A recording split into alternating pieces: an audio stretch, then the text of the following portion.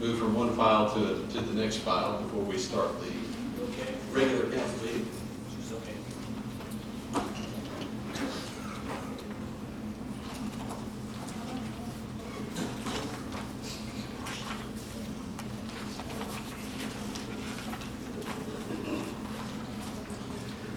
Thank you all for being with us tonight. Appreciate that, Mr. Silverpool.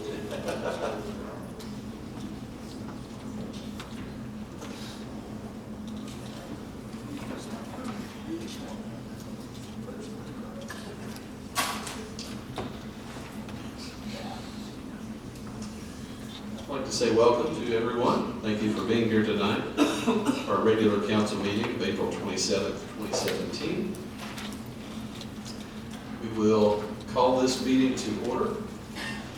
And I see Mr. Manning here at the front. Mr. Manning, if you wouldn't mind coming forward to lead us in our invocation and pledge to the flag. If everyone would please stand.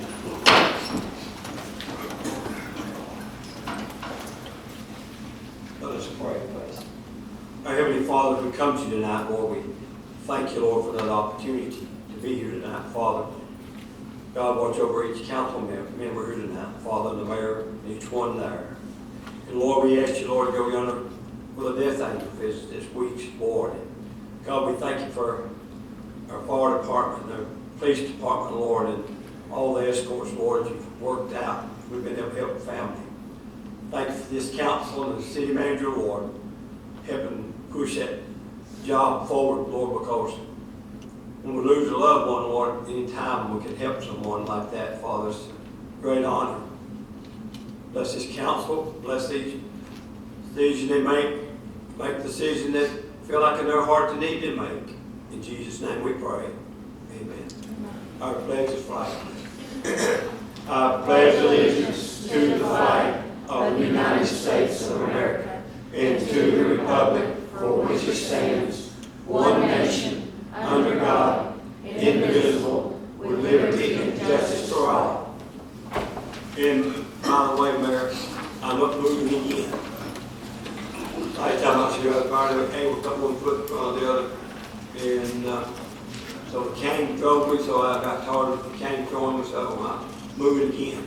So I thank God for all y'all prayers. Well, it's good to see you here. Yeah, when we had the Bass Pro grand opening, had the chance to meet one of my boyhood idols, Johnny Majors, and he always had a saying that I'm fond of repeating, and keep on keeping on. And I'm glad that you're doing well and you're here with us tonight, Mr. Manning. We'd like to say one thing, if it's okay. Yes, sir. I appreciate the fire chief and also the police chief back here, and all our police officers.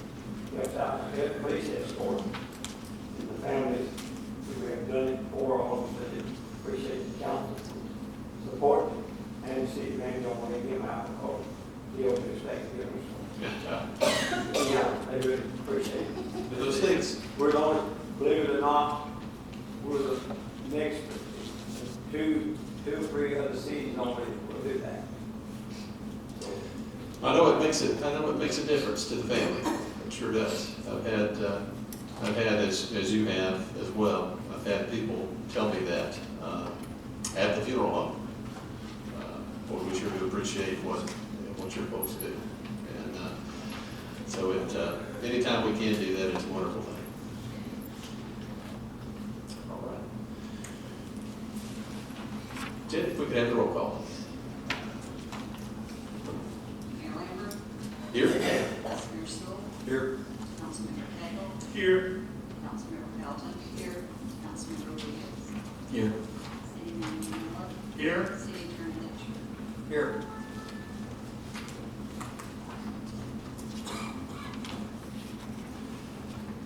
Trust everyone has had opportunity to review the items in the consent agenda. Would be the minutes from the April 13th agenda work session, the minutes from the April 13th regular council meeting, and the March 2017 financial report.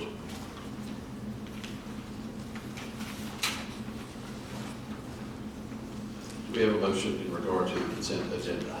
Motion approved. We have a motion to approve. Do we have a second? Second.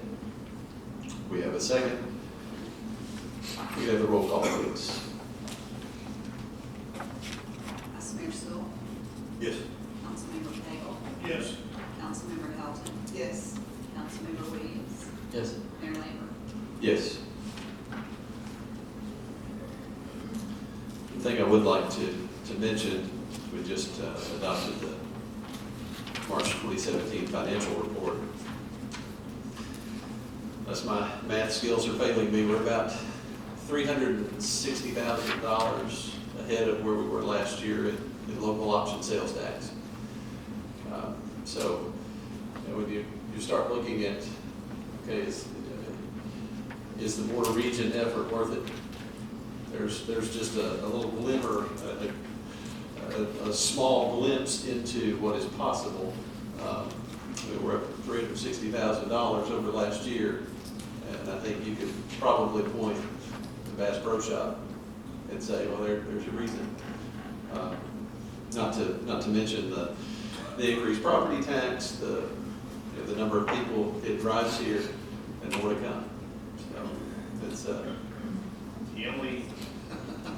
The only downside on that one is the governor signed the gas tax the other day. Part of that gas tax that went through includes, starting July 1st, 2017, a reduction on the grocery tax from 5 cents to 4 cents. That's going to cost the city of East Bend $200,000.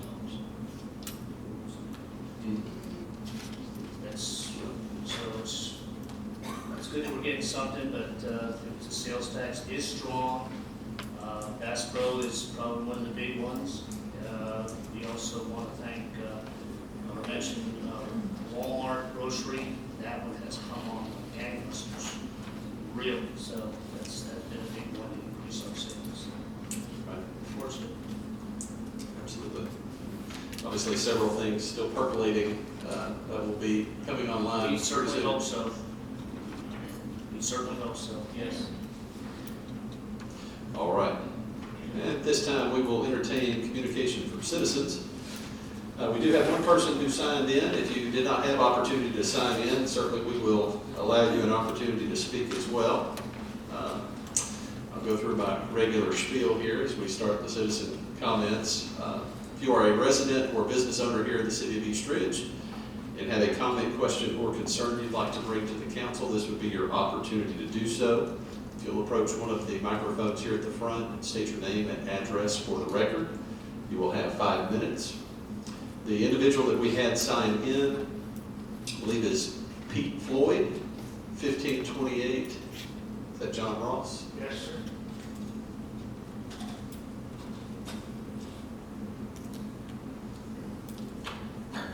Well, my real name is Glenn, but I've been a resident out here for over 55 years, and everybody knows me as Pete. So that's the reason I signed it as Pete. And I want to thank you for things y'all done, things you hadn't done. What I'm here to talk about is a gentleman wanting to put a track in right in the middle of the houses to run four-wheelers. Last year, him and his grandson, rode, and they covered everybody up with dust with just the two of them. I didn't say anything because I didn't want a ruckus going. But this track is a different story. He doesn't live there. He lives in East Ridge, but he lives a couple of blocks away. And we don't need a four-wheeler track right in the middle of all the houses. I hope y'all understand what he's trying to do, and I hope you don't let him.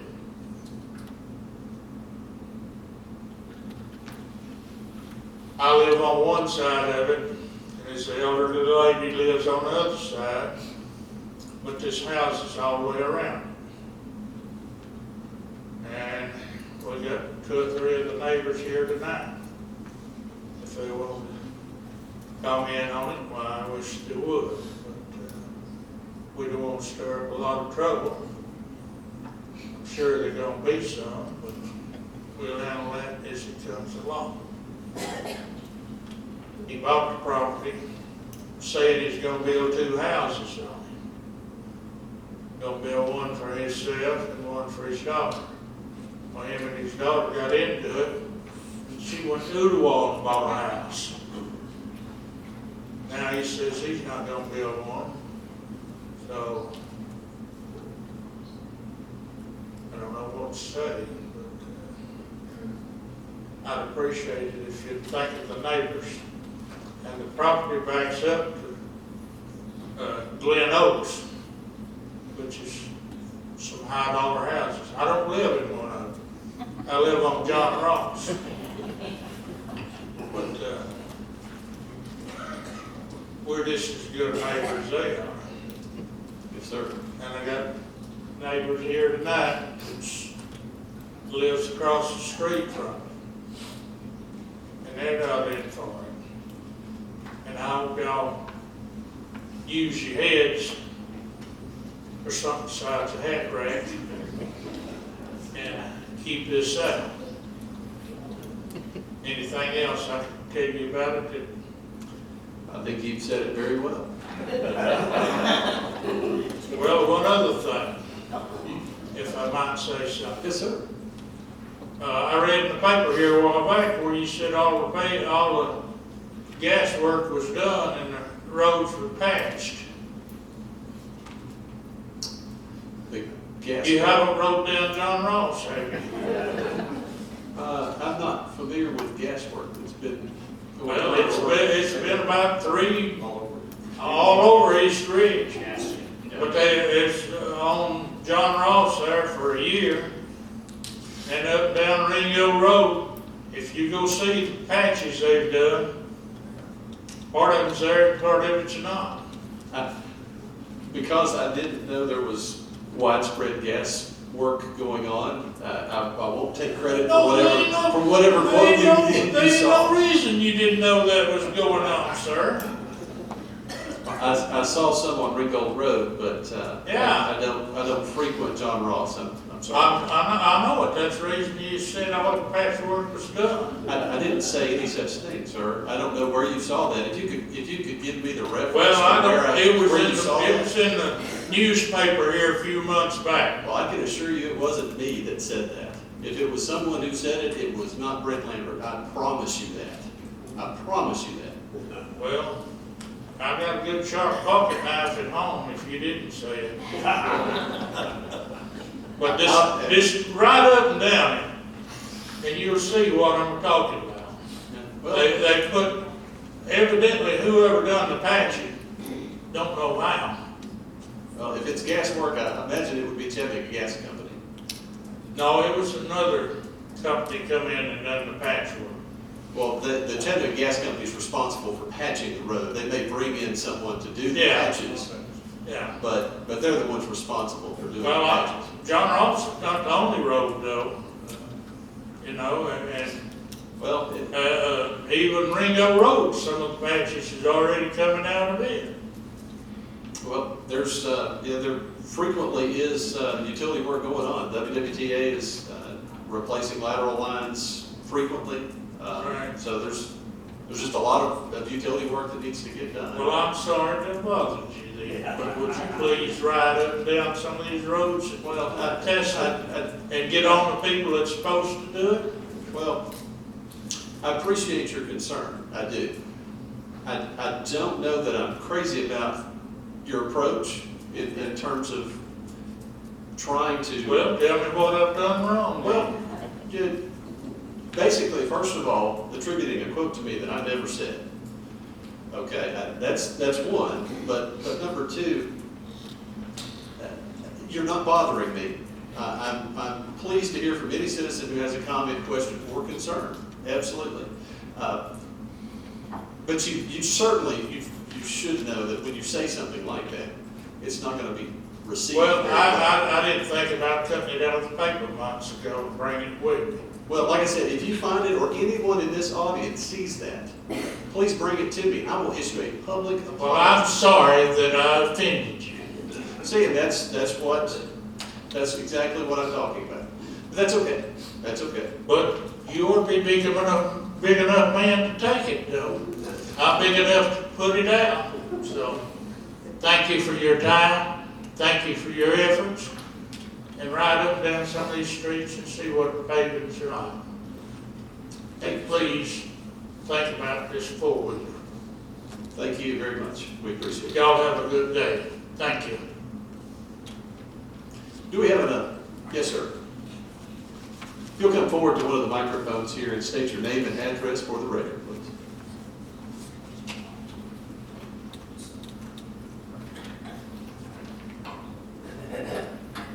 I'm Jim Jones. I live at 1805 Glen Oaks Place. We are also immediately adjacent to the ATV track. It's directly across our fence. To give a little background, our family has been part of East Ridge almost as long as East Ridge has been here. My great aunt and uncle lived in the house across from East Ridge High School. My parents moved us to the Brookfield subdivision in 1960.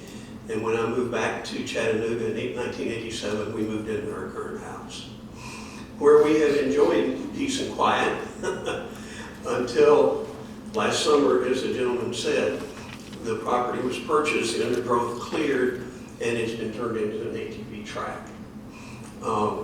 As you may remember, last summer was very dry.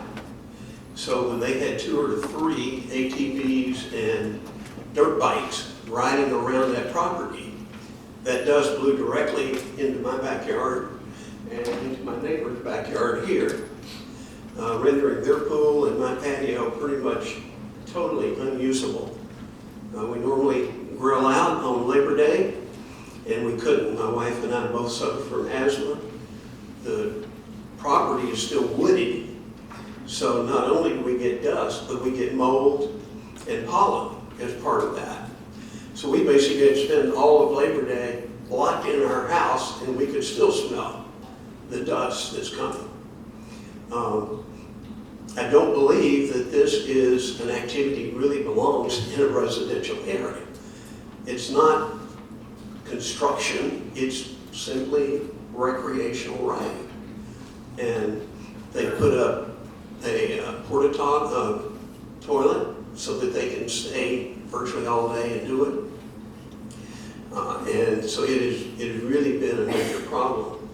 And if we don't get something done, we're probably going to be forced out by our health from the house that we've lived in for nearly 30 years now. And we would hate to do that.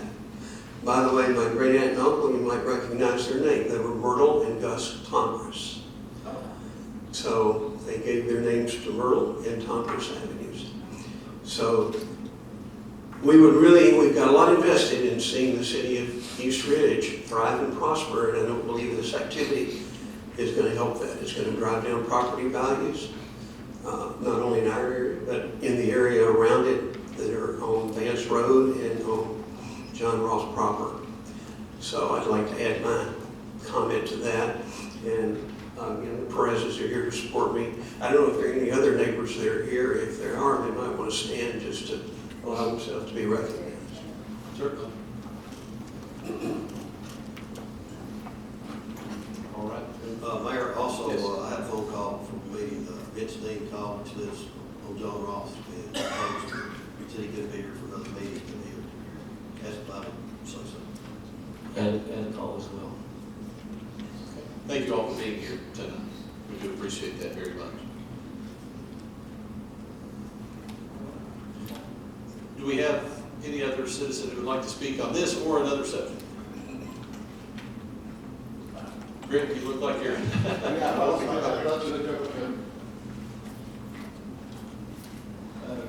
Eric Shipley, 6116 Nottingham Drive. I wanted to thank y'all for helping out with the Options Club, buying tickets, and just one more last time in to let everybody know that it's May 6th on Saturday, and it's for 11 to 3. And I've got some tickets, by the way, back here for it, and we're, you know, you can show them the day of it, that we should have no problem. All right, I want to say. Thank you, sir. Yes, sir. We have it done. Yes, sir.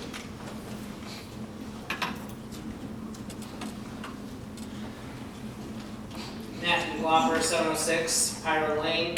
I just wanted to say a couple of things. That I was kind of disappointed in, well, not disappointed, but as optimistic about the gas tax because of the change in the other things.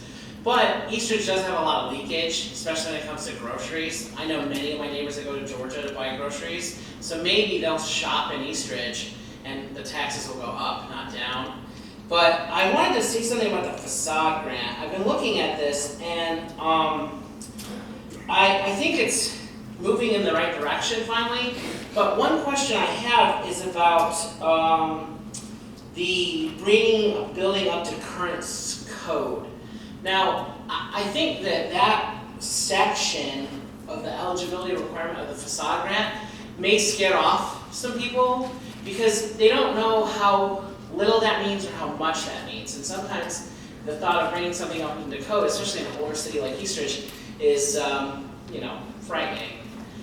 So does that apply? Like, okay, if I want to put in a new sign, right, or put in some landscaping, do I have to replace the wiring in my building? No, It's only if I do repairs. it's not for landscaping, it's for sign, but what it basically does, the old program basically said $10,000 could only be utilized, the city's $10,000, and you would have to match it at least $10,000 or more. Could only be used for facade. We put that language in, bringing the building up to code. So a lot of people don't want to do anything with the facade, but there are ADA requirements, there are other requirements for plumbing, for electrical, that if we don't include language like that, I can't spend the city's $10,000 on it. No, sir, I agree. I think that's why great. No, But I'm thinking that some people might be scared no. if they think just a simple project means they gotta rewire their whole building, which Well, could cost way more than $10,000. I hear what you're saying, I don't necessarily And I think agree. This program, I've utilized in 3 cities for close to 20 years, the same kind of language, I've never had that stop anybody. Well- Matter of fact, in one city, down just south of us, down in College Park, Georgia, we were upwards to $250,000, $300,000 a year in these type of grants. Yeah, well, it also depends on the type of people who are going to be approaching the city and where their mindset's coming from when they read Yeah, it. we But work- an advocacy will change a lot too, Sure. by just informing people. The other thing is, I didn't see in here, and I wanted to know, because I read about the signage, but Eastridge has a whole lot of unused poles, and they're quite expensive to remove from what I've been told. Could I get a facade grant to remove what is a public nuisance? Sure, So that would be covered. yes. Okay, that's all. I just had a couple of questions when I read it, and just coming from the mindset that someone else might have. Trying to open it up to include more work that somebody wants to do. Oh no, that's exactly what we need to do. That's all I'm making sure of. That's all I was asking. I had a question about the housing authority, but I'll wait till the public meeting on that. Thank you. Thank you. Do we have another? See none. We will move on to communication from council members. Mr. Cagle, do you have anything for us? Nothing at this time. Mr. Sewell? I just have an announcement, Mr. Rich, assistant principal, Eastridge Middle School, asked me that on May the 13th at 8 o'clock, they're gonna have kind of a cleanup until 8 to 1, they're gonna start breakfast, they're gonna pressure wash, they've got 2 rooms they're gonna paint.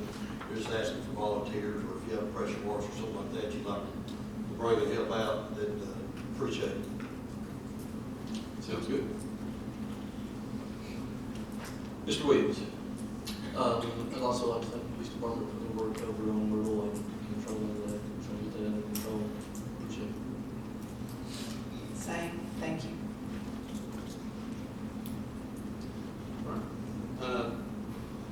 is definitely, thank you to the police department for addressing that, thank you to the city manager as well.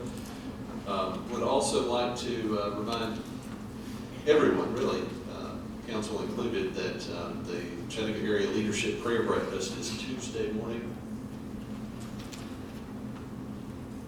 I believe the city will have a table.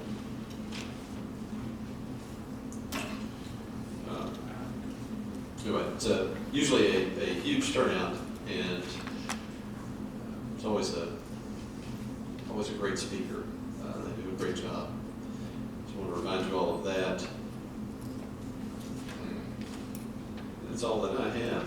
Mr. Miller, do you have anything for us? I have none at this time, thank you.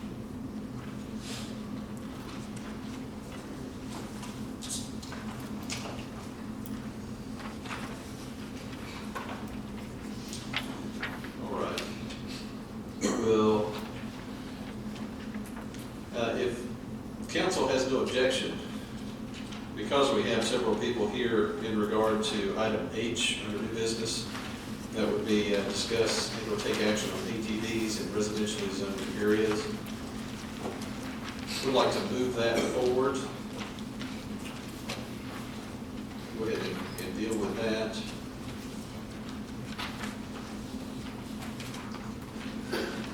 Is there, are there suggestions or recommendations on how to, Well, the council at the last meeting, I gave an update on this in my agenda memorandum.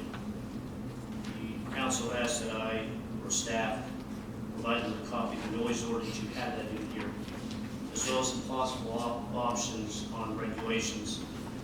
And I mentioned again that the, as I mentioned on the 13th, ATV and motorized dirt bike courses, as well as the riding of ATVs and motorized dirt bikes in residential properties are not compatible uses in residentially zoned districts.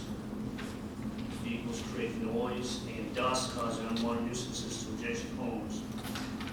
Some of the couple of options, number one, would be prohibit ATV and motorized dirt bike courses or tracks in residentially zoned districts. This definition of courses would need to be defined. Number two, we could amend the noise ordinance under section 11-3012 by adding the regulation of long and continued noise that shall disturb the comfort or repose of any person in the vicinity.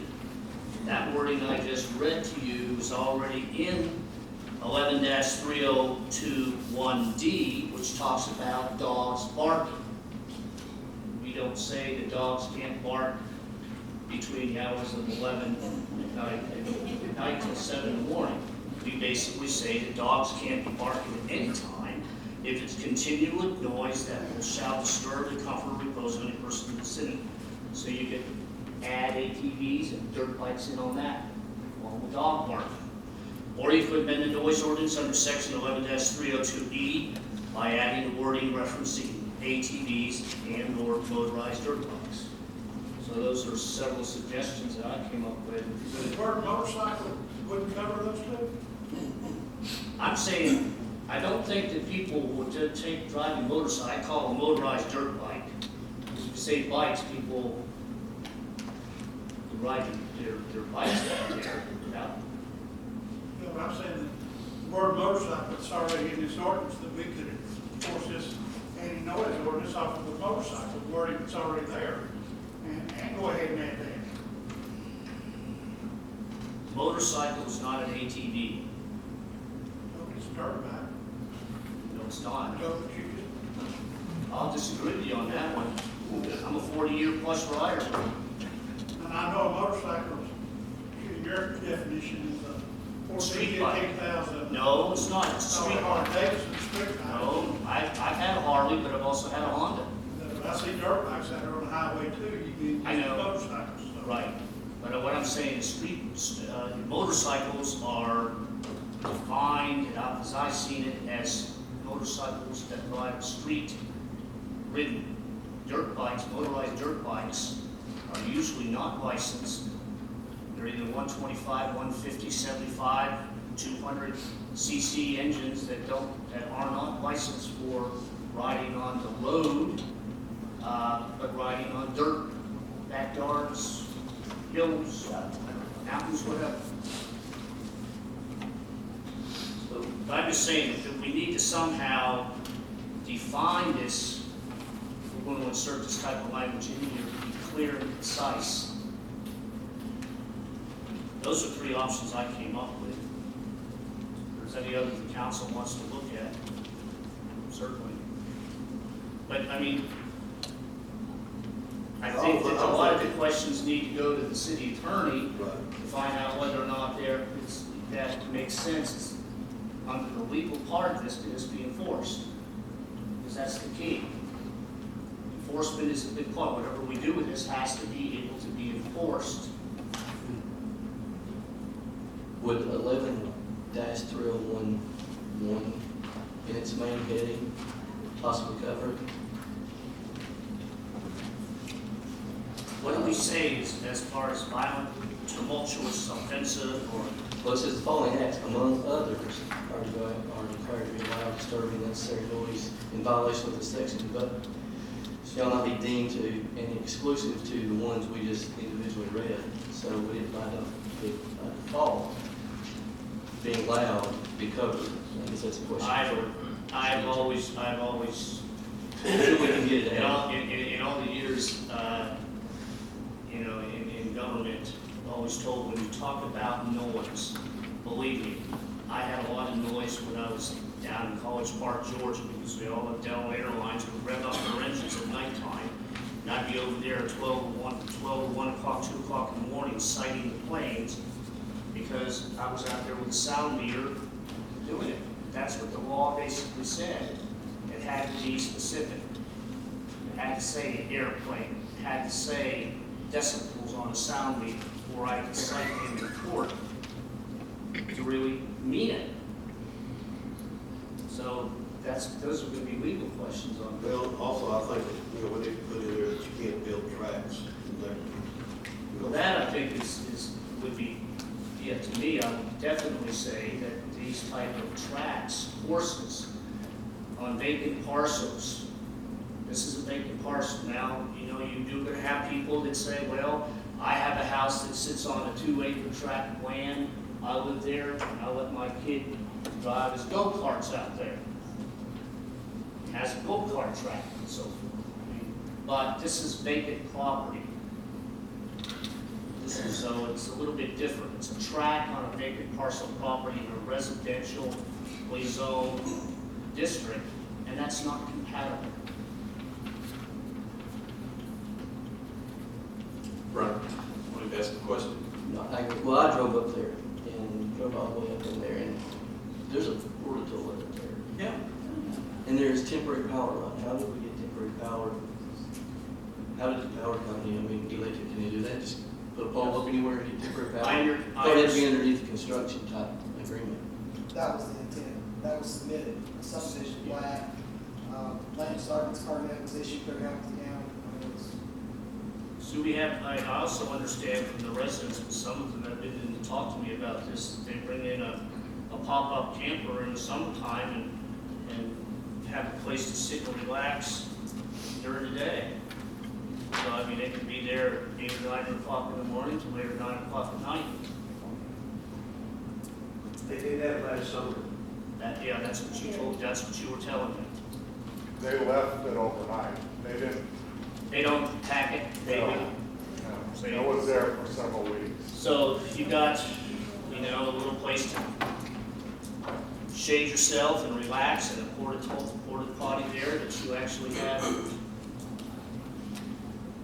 And I don't know whether or not they're bringing other people in, or whether they charge people to do that. So, But we get the city attorney then to write up where they can't use it, that they'd be in violation of the motorized track, it's got the lighting and the porta potty. Porta potty to me, it seems like to be a safety hazard, or a sanitary. I think there are several ways of looking at it. I think number one, I would recommend with the council that we we somehow define a ATV motorized dirt bike track or course on vacant property in a residential zone to be improper and illegal, not permitted. The person has a house, that's a little bit different, they've got a vested interest in living there, but not on a vacant parcel of property. What's stopping me from going and buying a vacant parcel of property down there on Tomris and building a track on that and let me listen to it? And we need to. That would be the first, that would be one part to look at, I would think, and then somehow we need to put something in here about this hours of operation relative to noise. I think that would be a very good idea to add something to 11-302E, use of vehicle. If we were to add language such as what is listed for pets, causing frequent or long continued noise to disturb the comfort or repose of any person in the vicinity. And we could even add additional language making it more specific than that. I also agree that changing, making it from a zoning perspective appropriate to have that would be a good idea as well. That would be a longer process. I think any change to the zoning code would have to go to the planning commission. So that would be a little longer process for that, but still not something that would take a really long time. Any other thoughts? Somebody down there mentioned put hours on it. Probably the limited time would help you, because that sure would help that situation. Right. Just need not to be able to run that type of vehicles in residential areas, on streets or, not licensed, don't leave them road. Yeah, well, see, the problem that you're gonna get is if a person lives in a house and has a large backyard, they wanna ride go-karts or ATVs and dirt bikes with their children, you're gonna run into the other opposite end of those people are gonna be in here saying, hey, I've got a right to do that. We're not talking about that here, we're talking about somebody who's come in and purposely established a track on a vacant parcel of property. Again, it's a reiterate, it's not compatible with residential use. I wouldn't care whether they, if I was a neighbor of that, I wouldn't want to hear that even for 2 hours a day. I mean, I bought a house in a residential area, I expected at least, if my neighbor's doing that, okay, fine, I'll go talk to the neighbor about it. But they're actually, you know, we don't allow somebody to open up a store in a residential area. So why would they be doing it, you know, an ATV or a dirt track in a residential area? The track operation should fall into a zoning of its. Prohibited. Right, whether it be a commercial use, something that would not be residential. But you know, you're never gonna be able to stop, you know, your child from having a go-kart or something like that, or riding around the backyard if they live there. That's gonna be very difficult to do. Just like sitting there saying a person can't have a dog. I think everybody over in my neighborhood has dogs, but at least they don't bark during the night and keep us up.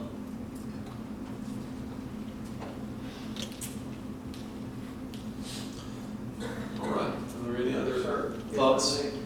Don't forget the dust component of this, because that crosses the property. Yes. It's not just the noise, I could probably live with that.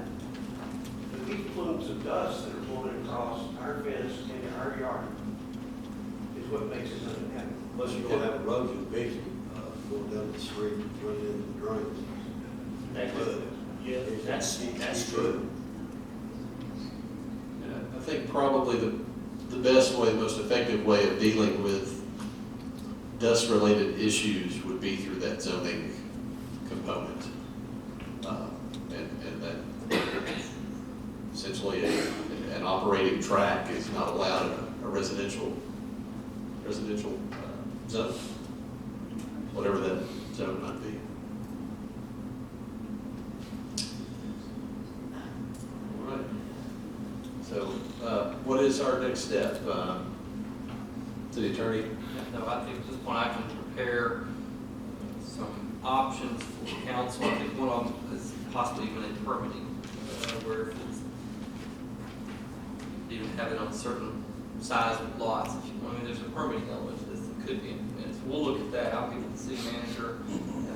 I'll get with Mr. Custer. We can look at some options and what we think can be introduced and proposed to this council would be best way to regulate this. We'll certainly keep in mind the dust that is obviously maybe the biggest problem here, and then also the noise level as well.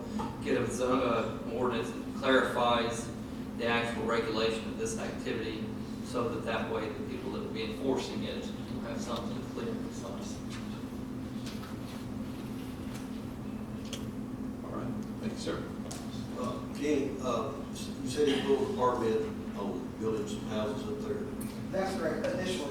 And that's what I was gonna say, under the current zoning, since they're not following with the use, I mean, under R1, that's not a permitted use is operating a motocross track.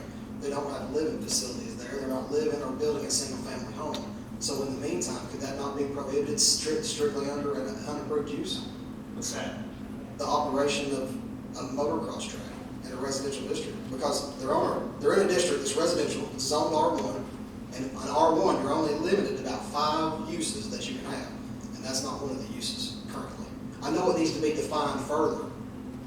That's what my concern is. I need something to hang my hat on. Right. And as I'm sitting there reading this thing with the police chief and with some staff members, where do I hang my hat on? That's why we need something to be more specific. Well, I know that's why we picked the noise. We can't permit to pull some housing if you hadn't started on what you pulled. All they got was a land disturbance permit. He just come in to do land disturbance because that was the clearing aspect of it. We went through all this. Let me ask you this question then. The land disturbance permit was issued by the county And that's done now. to build a house, okay? Yes. He never built a house, so that permit should be revoked, After I think it's after 12 months. okay? Number two, same thing with the temporary power. Temporary power was brought in there because he's going to build a house. He's not building a house. He never pulled a building permit for it. So the temporary power should be turned off, should be revoked. I mean, I don't see vacant lots around the city with temporary power. I've never heard of that. I'll get with the electrical inspector and have him remove it. That's what I'm saying. It needs to be, I mean, there's nothing going there. You can't have a vacant lot that has temporary power to it for what? Well, I believe the owner's taking advantage of the situation. Well, that's obvious. That's- I mean, I've heard some of the stories they told me. I mean, this has ended up being a feud over there where one's going up against the other. So Well, it's not- unfortunately, the it's not story right is, for residents. the developers changed the story with our department about 5 I times. know. Well, if we can get the permit for the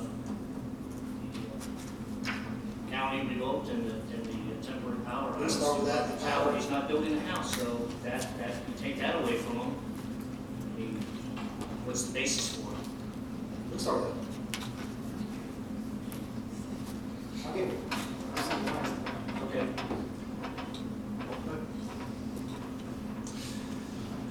All right, so we have the way forward, and we will most likely revisit this on May 11th. At the very least, be able to provide an update on May 11th. Thank you all again for coming in. Appreciate it very much.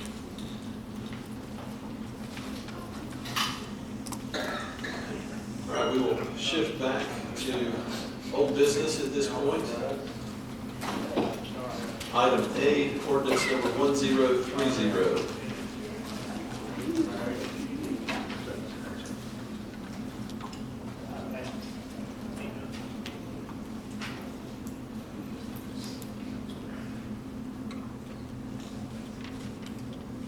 So be before us on second and final reading.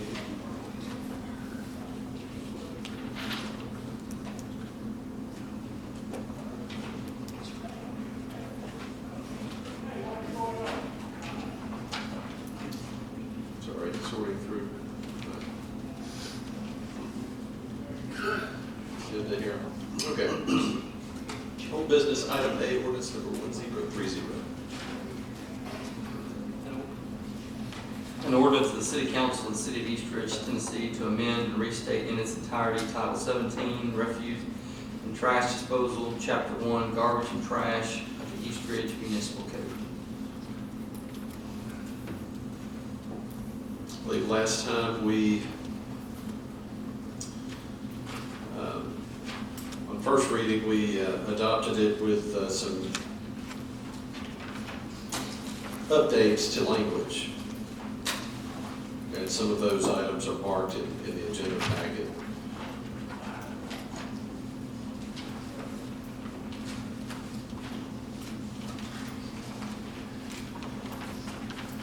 Do we have any other comments or information that needs to be shared at this time?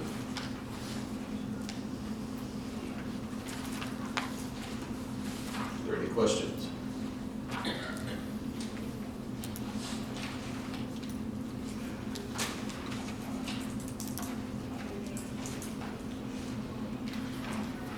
Okay, do we have a motion in regard to ordinance number 1030? Motion approved. Second motion. We have a motion to approve and a second.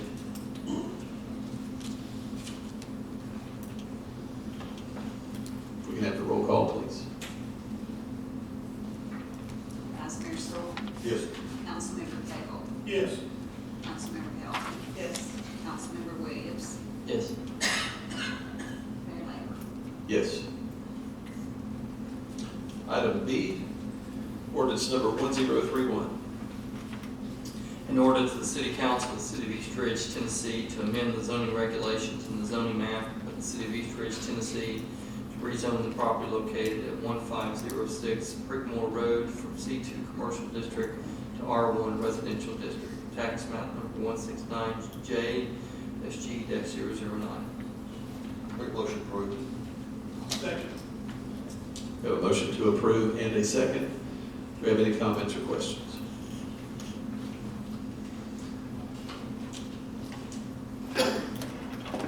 Roll call, please. Vice Mayor Stoll. Yes. Councilmember Cagle. Yes. Councilmember Hilton. Yes. Councilmember Williams. Yes. Mayor Lambert. Yes. Item is approved. Item C, ordinance number 1032. An ordinance of the City Council of the City of East Ridge, Tennessee to amend ordinance number 1013 entitled an ordinance to provide revenue for the City of East Ridge, Tennessee for the fiscal year July 1, 2016 to June 30, 2017, appropriating the same to the payment of expenses in the municipal government by designating a portion of the fund balance of the general fund, by changing the revenues of the grant fund, drug fund, and capital projects fund, and by changing the expenditures of the general fund, grant fund, drug fund, and capital projects fund.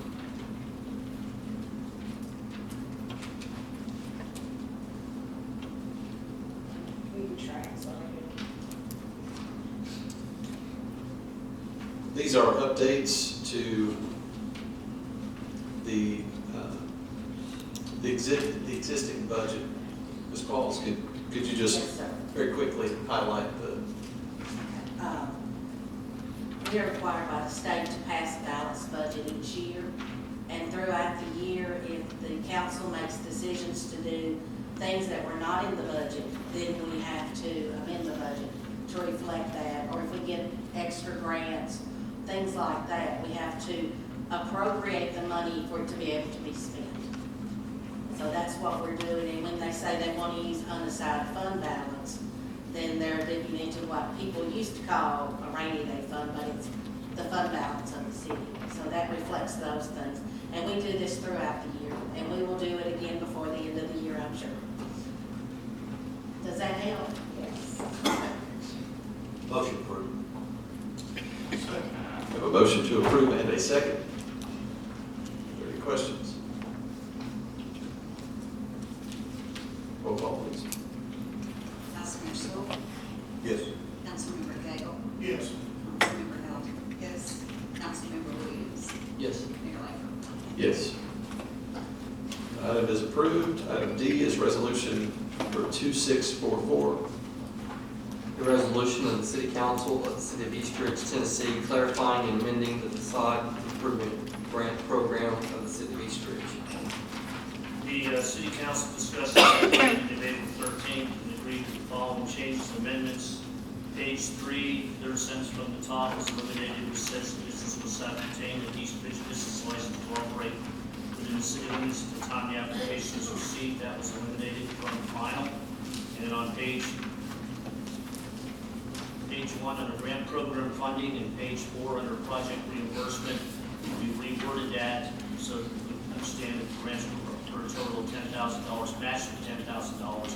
However, the project was not matched with what.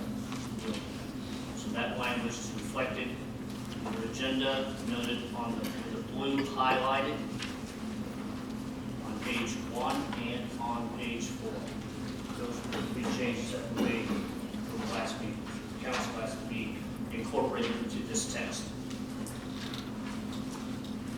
Motion to approve. Second. We have a motion to approve and a second. Any comments or questions? Roll call, please. Councilmember Stoll? Yes. Councilmember Cagle? Yes. Councilmember Felton? Yes. Councilmember Williams? Yes. Mayor Lambert? Yes.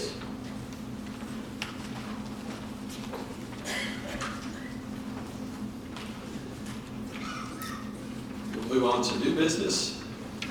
Item A is a public hearing for resolution number 2646.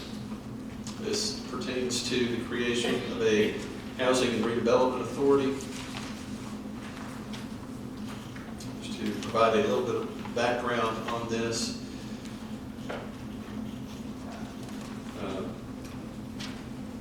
The Tennessee Code Annotated lays out a very specific process that must be followed in order for a municipality to create a housing and or redevelopment authority.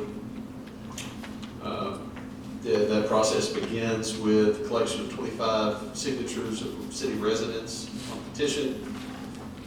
Is then presented to the city clerk. A public hearing is scheduled and advertised at least 10 days ahead of the public hearing, which time the public will have opportunity to provide input, and after which the council will make a clear decision whether really the purpose of the public hearing is to determine whether unsafe, unsanitary housing exists within the city of East Ridge, or a lack of safe and sanitary housing exists in the city of East Ridge. That is what the public hearing is about. That is the question to be answered. At this time, having been properly advertised, we will open the public hearing on the creation of a housing redevelopment authority, which would be done through resolution 2646. And then we'll go back through, I always say it's citizen comment time. If you are a resident of the city of East Ridge or a business owner here in the city, if you have a comment, question, or concern you'd like to bring in regard to either resolution 2646 or the Housing and Redevelopment Authority in general, this would be your opportunity to do so. You'll come to one of the microphones here at the front, state your name and address for the record. You'll have 5 minutes. Yes, sir.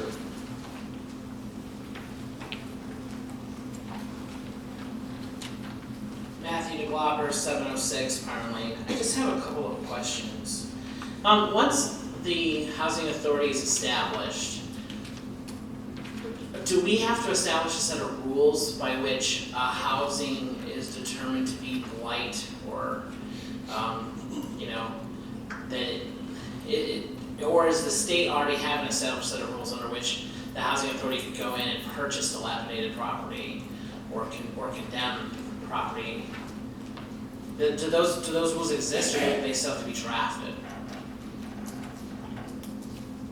I'll take a stab at that. I think I understand the question, but there are are provisions in this code under 13-20, section 200 or 201 with regard to what the definition of blighted. There's provisions that address the blighted and what the authority's power is. The authority can also make its own rules. You can come in and when they get appointed, they'll have a meeting, they'll establish the method of governance of how they're going to operate.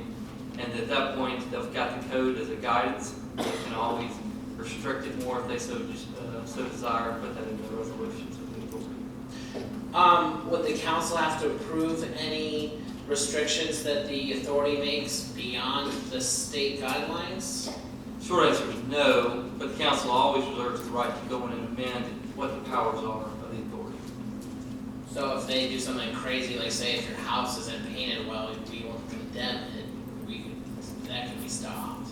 Well, that's not considered blight. Well, but if they can make their own rules, I mean, I'm just using the broadest form. Yeah, but you've got to be reasonable within the confines. of I would the assume statute. so, but not always. Well, But, so well, I know, that's why I'm asking. That's just why I'm asking. My next question is, why does the mayor get to appoint all 5 people to the board? That's state statute. Oh, okay, so, I didn't know why it was different from other boards where, like, every single member of the council picks. Well, that's not the case on all boards, but there are some boards where the council chooses, but there are also some statutes that provide it's just the mayor. In this situation, I believe I had cited before, 13-20-408 provides that upon the determination of the need for a housing authority, the mayor is charged with identifying and appointing 5 commissioners. That's what the code says. Okay, I just asked. It's similar to, or the planning commission, I should say, is similar to that. The difference being, the mayor gets to appoint 4 of the 5 on the planning commission. The other 1 by statute is selected by the council. Yeah. And then, I think that's all the questions I had. I think overall, there's clearly properties in the city that are blighted. There's clearly properties in the city that are owned by absentee owners, absentee landlords, and are not taken care of. And just used as cheap housing for people, but, you know, is it really cheap housing if you have to live in a condition where your floors are falling down and, you know, it's unsafe and unsanitary? So it's clearly needed. I just had a few of those questions when I was reading it that I wanted to ask about. Thank you very much. This may help, Mr. Clapper.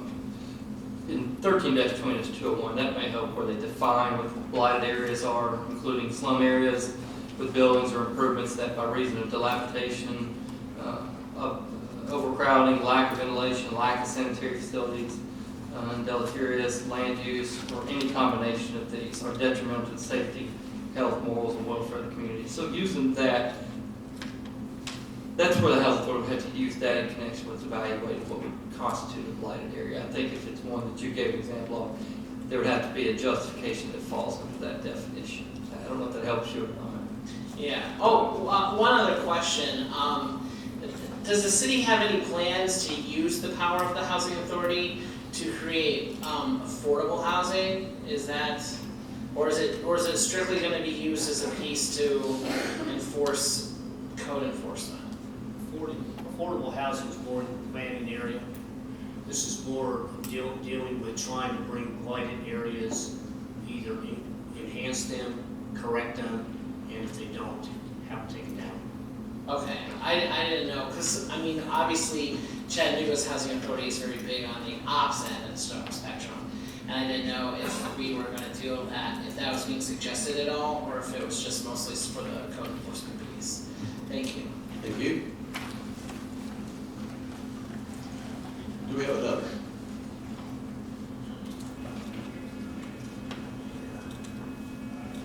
I don't see one. Council, do we have any questions? Yes, sir. The board that you'll be appointing, are they going to be any certain qualifications for them to be put on that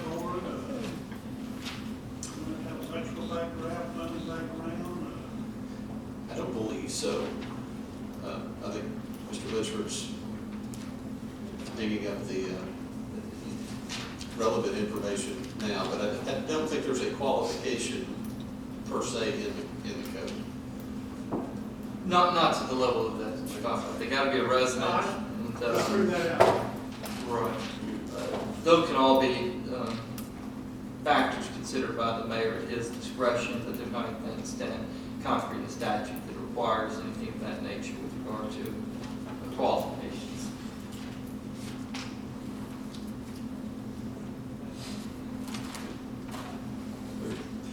Any other questions?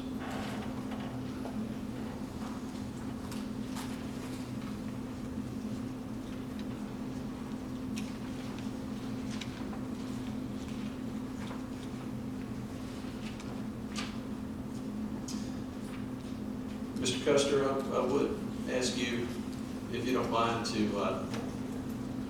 provide any commentary you might have to be relevant. to As this it relates to conversation. blight, unsafe, or unsanitary housing, I feel that any aging city or town that you go to, you're gonna have some of that in some neighborhoods.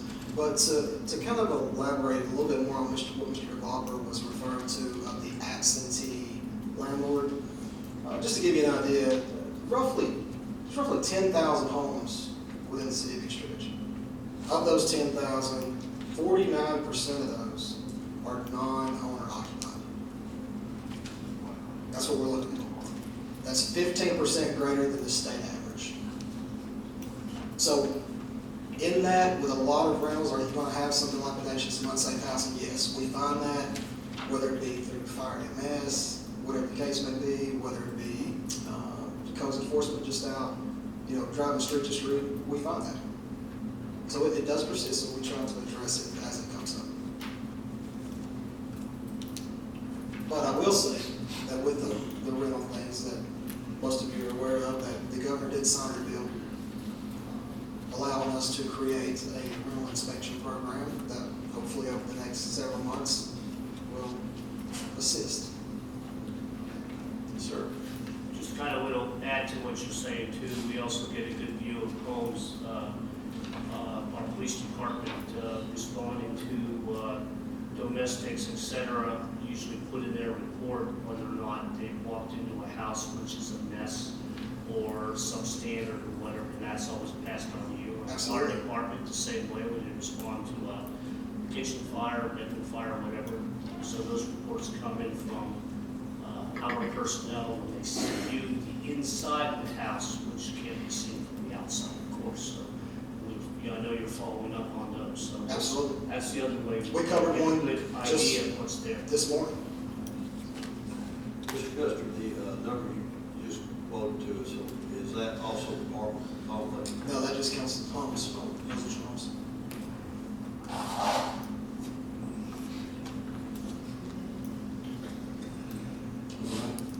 Thank you, sir. I haven't had time to read this thing, I just got it today. Matter of fact, I just got this stuff this evening. Sitting here reading PCA 1320-104, number 5. So this is going to give the authority to buy a mortgage, give our authority the right to buy a mortgage. Which section, I'm sorry? 1320-104A, number 5. Provide for the construction, reconstruction, rehabilitation improvements. That's on this right here. Yeah, that's under the powers of the housing authority. Yeah, I'm just now getting ready this, so I can sit here. Not sure what I'm going to ask for how to ask. And question, Councilman, I'm sorry. I'm looking now where you're, at the page you're on, so it's full of the question. And number 5. To provide for the construction, reconstruction, rehabilitation, improvement, alteration, or repair of any housing project or any part thereof by direct sponsorship of the authority, by the purchase of a mortgage, or by the making of a mortgage loan to a nonprofit entity or corporation. Is your question, can they provide mortgages on the properties? Yes, sir. I mean, this section right here on part 5, keep in mind, talks about for a housing project. So in that sense, if it's going to be one that the housing authority is going to take up, and there's a definition of what a housing project is in the code, then in that sense here, their authority allows them to purchase a mortgage or by the making of a mortgage loan to a nonprofit entity or corporation. The broad powers of the authority allow it to undertake that effort. Right.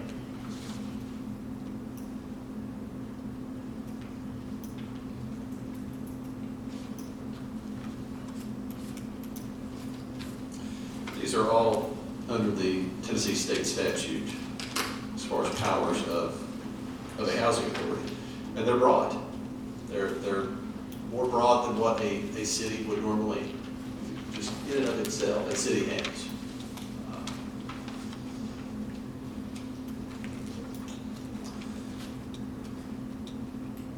And number 6 there said the authority may provide capital assistance. That's correct. So if we're going to provide that, they have to bring it back for the council. No, no. They're not. They have the authority, that's part of the authority, is where council is granting to them these powers that are given to them bestowed by the statutes of Tennessee. The council can always come back and try to limit if they decide to with regard to the authority. But if that's up to the council as to how they want to extend this authority in connection with the statute. This first page here, but kind of deals with the housing authority more versus the blight. We're talking about too. Like I say, you've got the whole spectrum here of all of what a housing authority is. That's correct. But We know our what purposes, you know, to use all that. we are establishing the authority, we're actually looking at establishing a quasi-judicial entity that allows them to have the powers. Basically, some of the same powers that you have up here as council, but their powers can be, if they get themselves involved financially, the city council is not held responsible, it's not binding on them. The decision they make, they're making as an authority.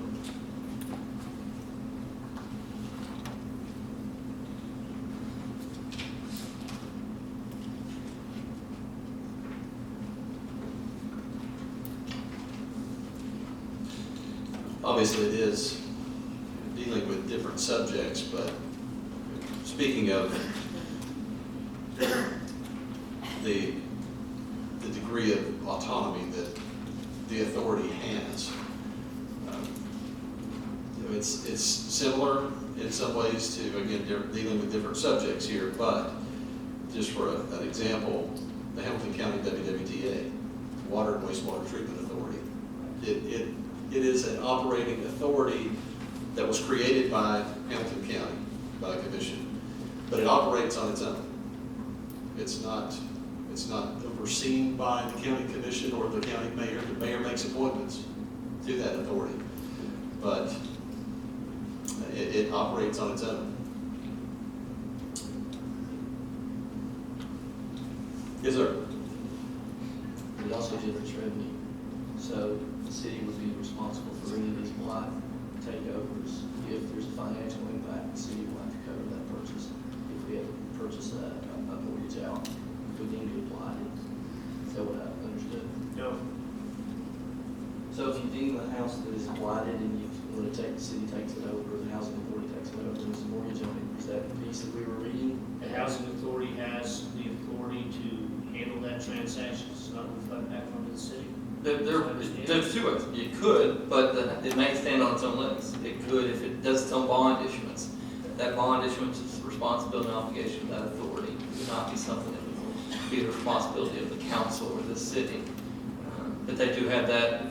The council could put that power and say, there would be no bond issuance without authority or approval of the council if it wanted to do that. That might hamstring an authority on some level, but for the most part, housing authorities stand on their own legs, and they're not reflected on the budgets, or as, if it's a bond, it wouldn't reflect as a bond in connection with the city, but rather the authority.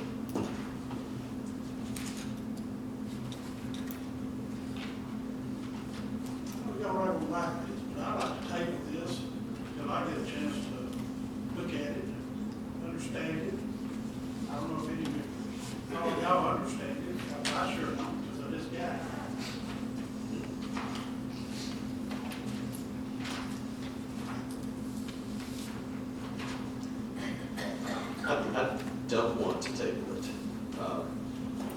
reason being,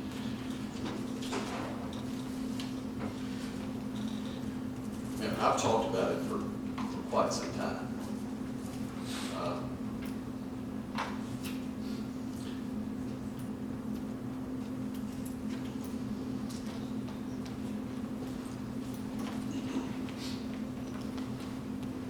Does it have broad powers? It has broad powers. It does.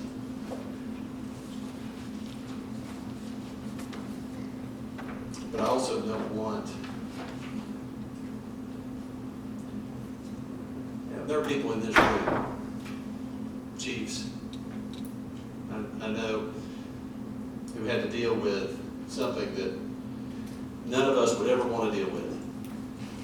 They did it extremely well, and we're very proud of you for dealing with it the way you did.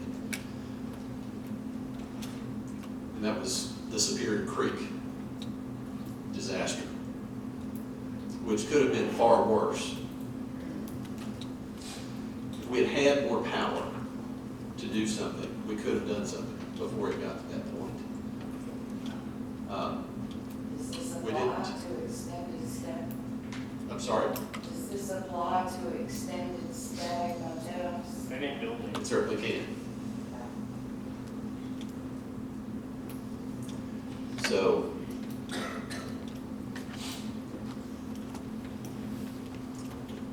again, council, ultimately it'll be up to you whether you want to move forward tonight or not. I'm in favor of moving forward.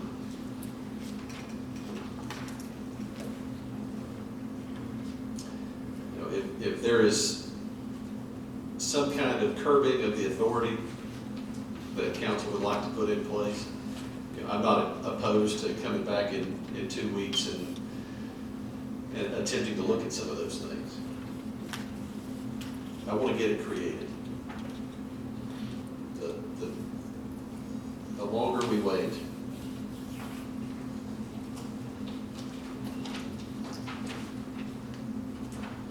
well,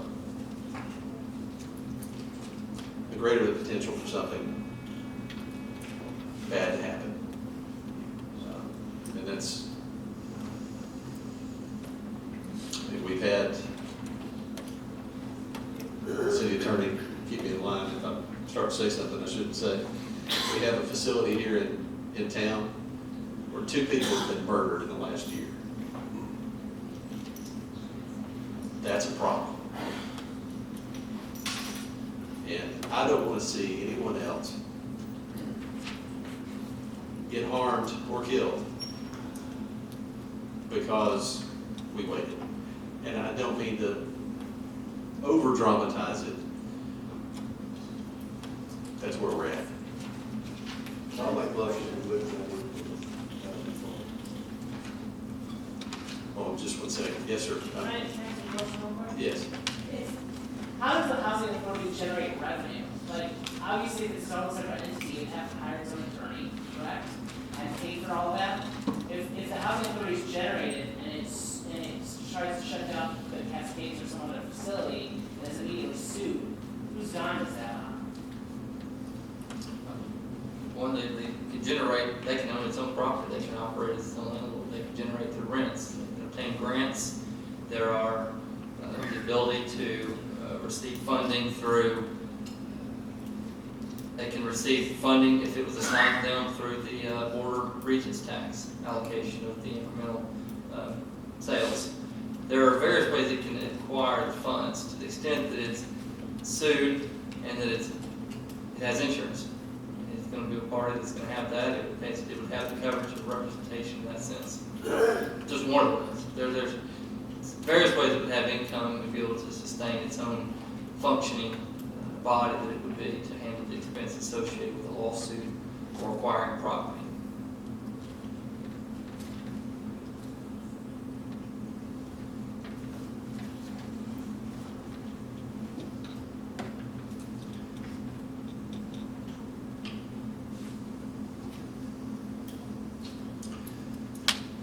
All right. Mr. Sewell, I'm sorry. Make a motion that we move forward on housing authority. Yes. We are still in public hearing. do we, at this point of order here, do we close the public hearing, or does the council determine and answer the question? Right. The way the code is read is after such hearing, the council shall determine. And then it's whether unsanitary or unsafe inhabited dwelling accommodation exists in the city and the surrounding area, and/or whether there is a lack of safe or unsanitary dwelling accommodations in the city and the surrounding area available to all inhabitants of the city, all inhabitants of such city or the area.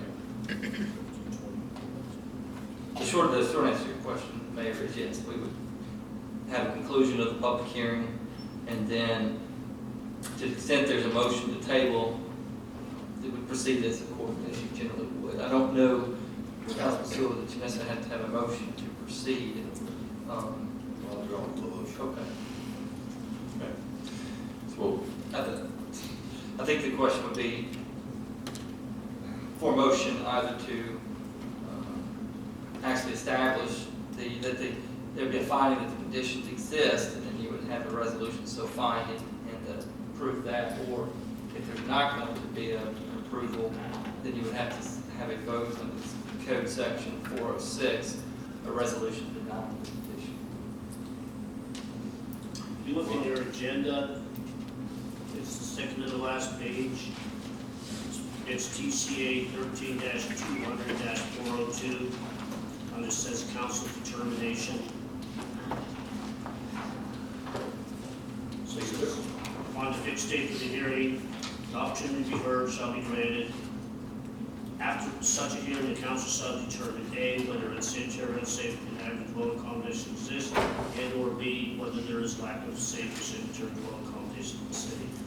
So if you agree with that, then you have. Well, I think we've already heard from our code official that we have that in the city. You have to make that determination. You made that, not him, you got it. The council has to make that determination. And if you do, you've met that requirement. all right. Well, at this time, we will close the public hearing.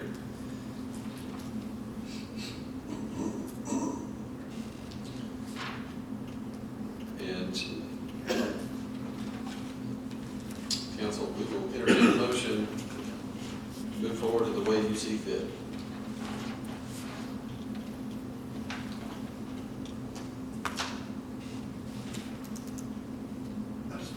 I'd like to make a motion to table this. There's a motion to table. Is there a second?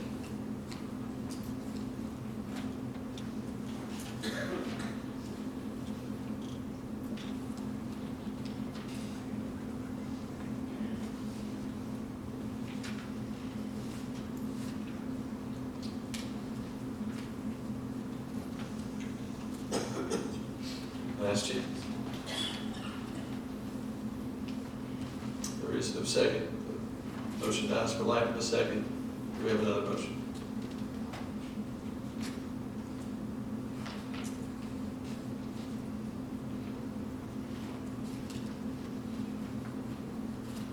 So I have to make a motion basically that we have to approve there's blighted areas. Right, so that we do it right. If it shall be determined that either or both of the enumerated conditions exist, those being whether unsanitary, unsafe, inhabited dwelling accommodations exist in the city, or whether there is a lack of safe or sanitary dwelling accommodations in the city available for all inhabitants of such city. If one or both of those enumerated conditions exist, the council shall adopt a resolution so finding. And it goes on to say, which need not go into any detail other than the mere finding that one or both of those enumerated conditions exist. And I'm reading from 13-20-402 B2.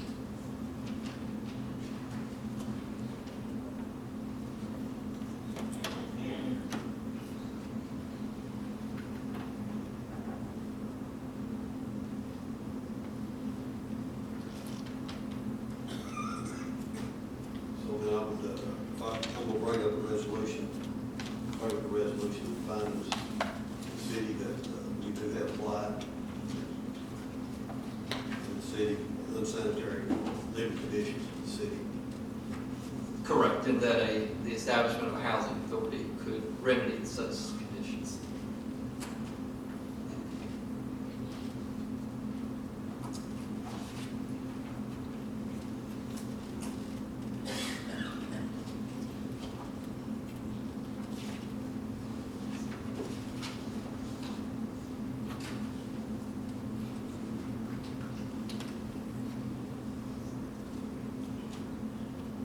So you don't make a motion, and I mean, it's just, that's why you said we didn't make a motion on this. Trying to figure out how to.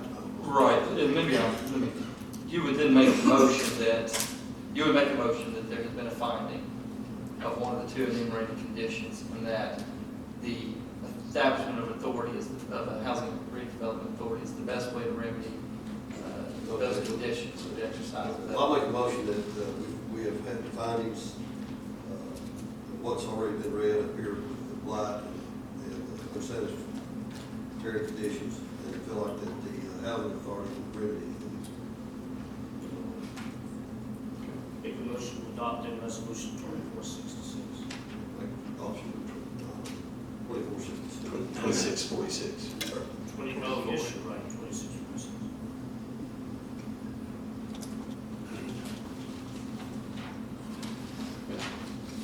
We have a motion, do we have a second? I'll second the motion. We have a second.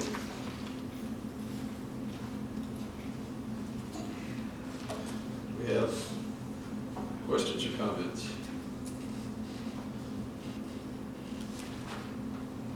So when will you, when this is adopted, when will you,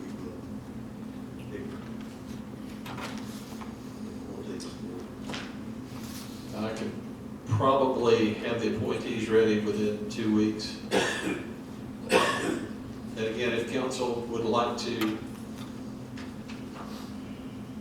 come back and narrow some of the powers in a couple of weeks, I would be okay to certainly take a look at that. So currently with the motion and the second, this would be adopted into the state codes as they are. Exactly. It's nothing that the city of East Ridge has created, other than actually creating the authority, which then operates under the rules the state has already set. Okay?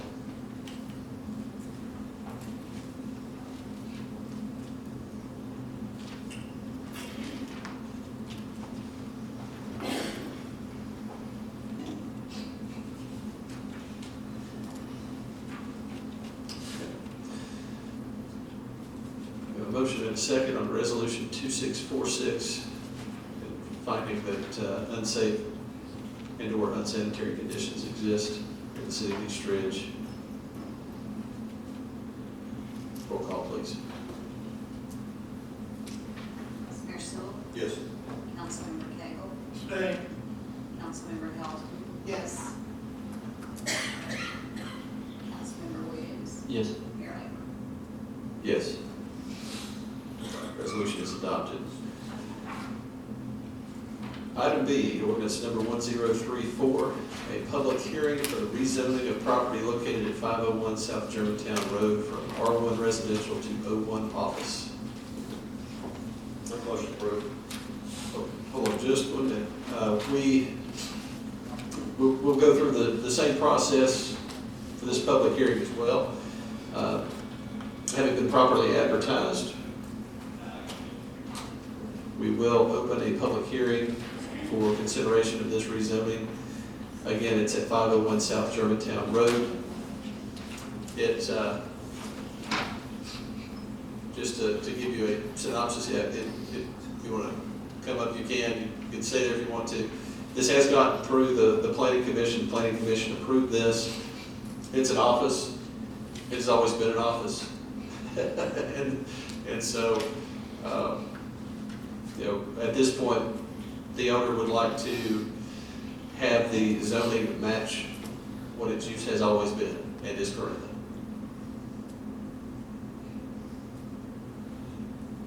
And so if there are any members of the public who would like to speak in regard to this, if you're a resident of the city of East Ridge or business owner here in the city, your opportunity. Come forward to one of the two microphones here at the front. See none? So we will close this public hearing. Proceed to item C, consideration of ordinance number 1034 on first reading. An ordinance of the City Council of the City of East Ridge, Tennessee to amend the zoning regulations and the zoning map of the City of East Ridge, Tennessee so as to rezone the property located at 501 South Germantown Road, tax map number 157H-E-007 from R1 Residential District to O1 Office District.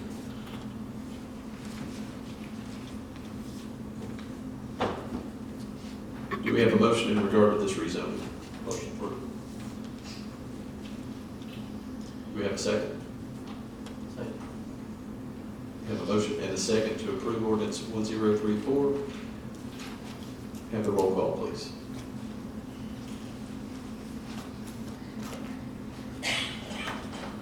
Vice Mayor Stoll, Yes. Councilmember Cagle, Yes. Councilmember Hamilton, Yes. Councilmember Williams. Yes. Yes. Item is approved. Item D, ordinance number 1035 on first reading.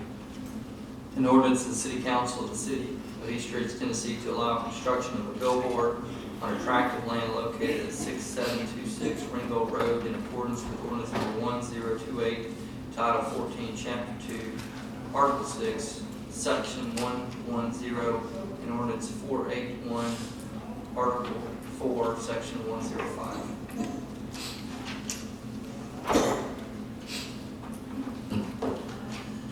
Mayor and council, there was a use on review requested by Mr. Block to construct a 10x30 billboard at their location. We pulled all the measurements, as you'll see, it was in your agenda memo.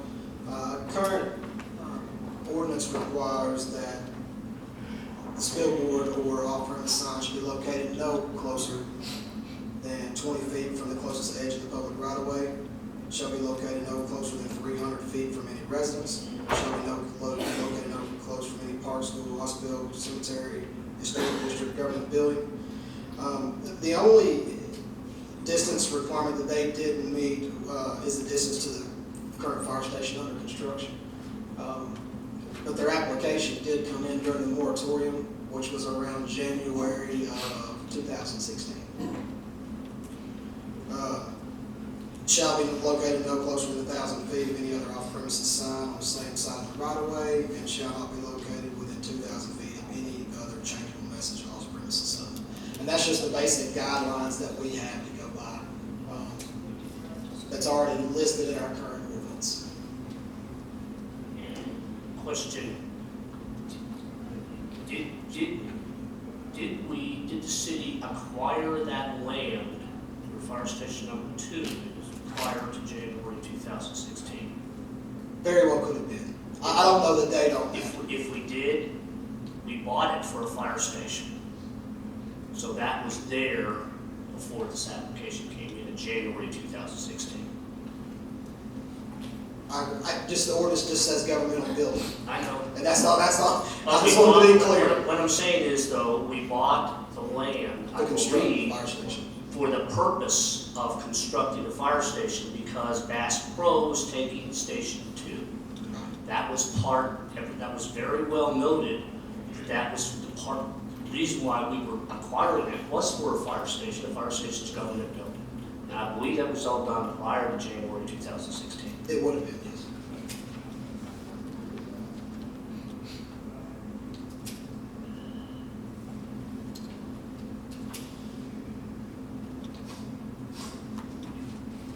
They met all the other requirements. Yes, sir. And there's some room to, they can't gain the full 750 feet to meet the distance. I spoke with the property owner. There's some different areas on their lot that they could relocate to. It's not ideal, but they would still be not closer to 700 foot. They wouldn't be on 750 for the setback. Like, again, that's not their desired location, but that's that's the only requirement that they currently do not meet.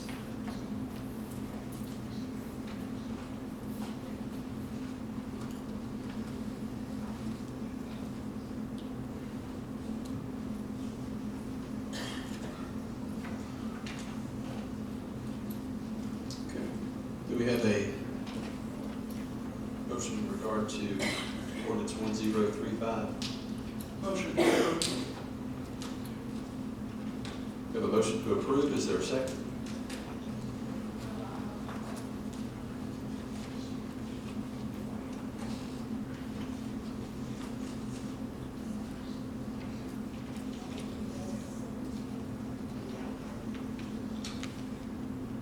Is the desired location here in the front, left? It would be, To the road. it would be currently, and they have a high spinning machine in that area, they would be in that location. They can't go to the back side of the lot where their current sign sits, because that's where all the fire department, all the underground piping for the fire system for the building. What's the estimated height? I believe it was 30 feet.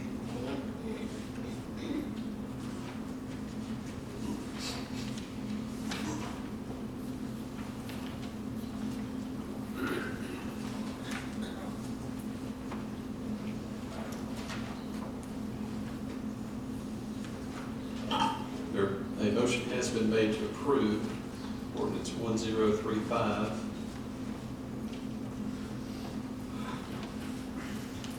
Is there a second?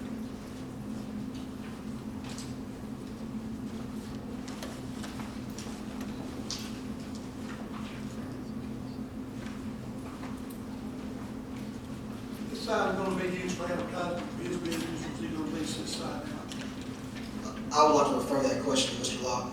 Okay.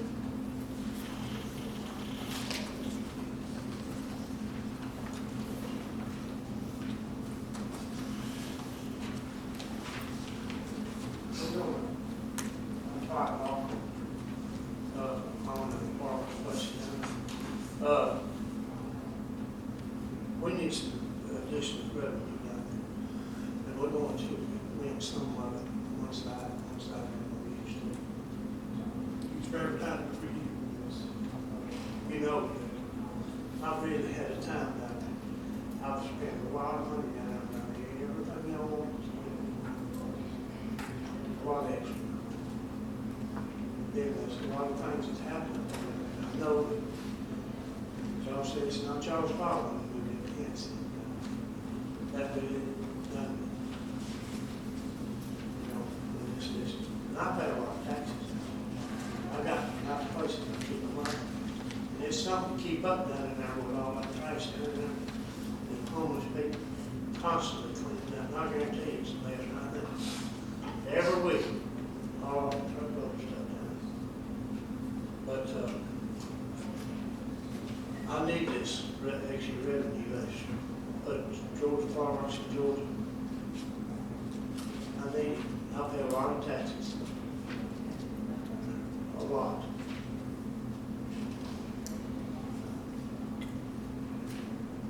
Like I say, I spend a lot of money down there, and then also, y'all gonna take that road and move it up there, down Jordan, I'm sure you are. That's gonna cut me off. So, you know, I'm kind of disappointed in the way things are going in. Then my competitor up the street, he closes up today, New Year's, next day. He hasn't been done. It requires your ordinance to be open every day. They ain't been there, but they're open now. They come back up here and got their license or whatever, and they're open up. That ain't right. That ain't right. But I appreciate y'all. I need this. Well, sir, Yes. Yes. with the erection of this one, would the other sign that is just a few feet away, would it come down, or would you want to keep both of those signs up? I need to keep it because Okay, we're just I've got asking. no place, I've really got no place except this other place to put a sign. And I got it down low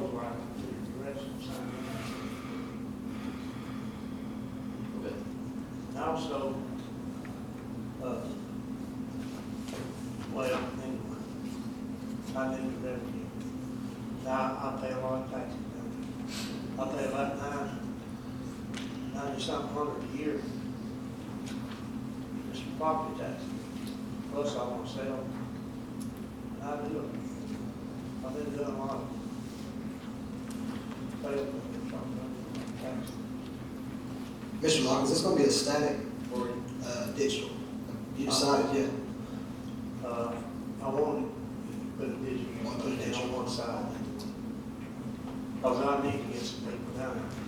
Like I say, when y'all put that drive in there, I guess y'all gonna do away with that road in the front there, them motels. No. We have a fire station we have to. I know you do. So that road will stop.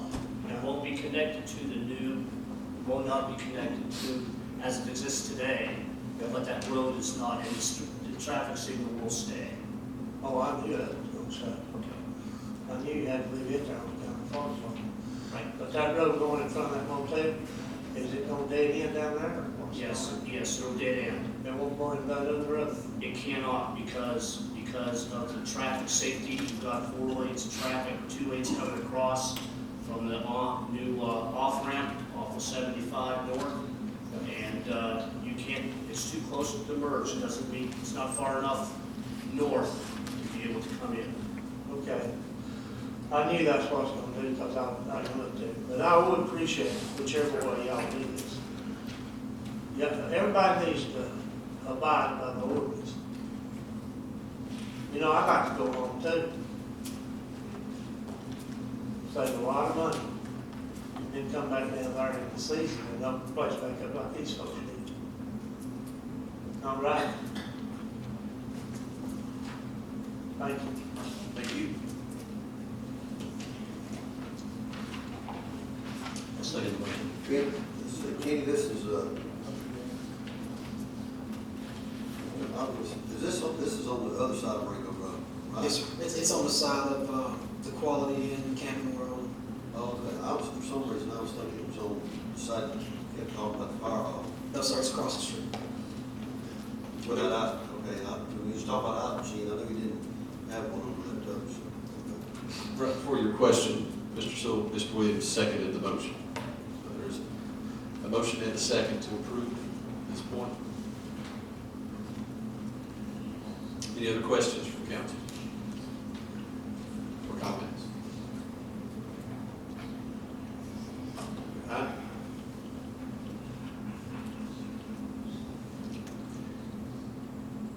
I voted against the last billboard request that was made.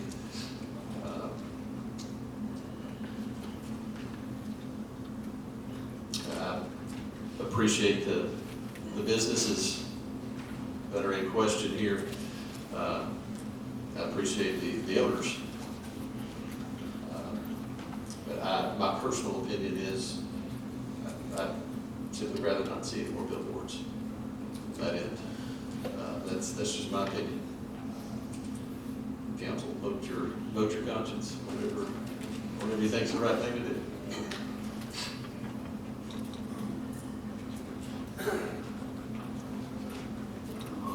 Any other questions? Okay. We got the roll call, please. Vice Mayor Sewell. No. Councilmember Cagle. Yes. Councilmember Hilton. Yes. Councilmember Williams. Yes. Mayor Lambert. No. The ordinance passes on first reading. It is approved. Ordinance 1035. So it will be here on May 11th for second reading. Sorry. Oh, you're staying for the next one too. Right. Sorry. Thought you were trying to tell me something. All right, I'm here. All right. Item E, ordinance number 1036 here on first reading. In order for the City Council of the City of East Ridge, Tennessee to allow construction of a digital billboard on a tract of land located at 5705 Rainbow Road in accordance with ordinance number 1028, Title 14, Chapter 2, Article 6, Section 110, and ordinance 481, Article 4, Section 105.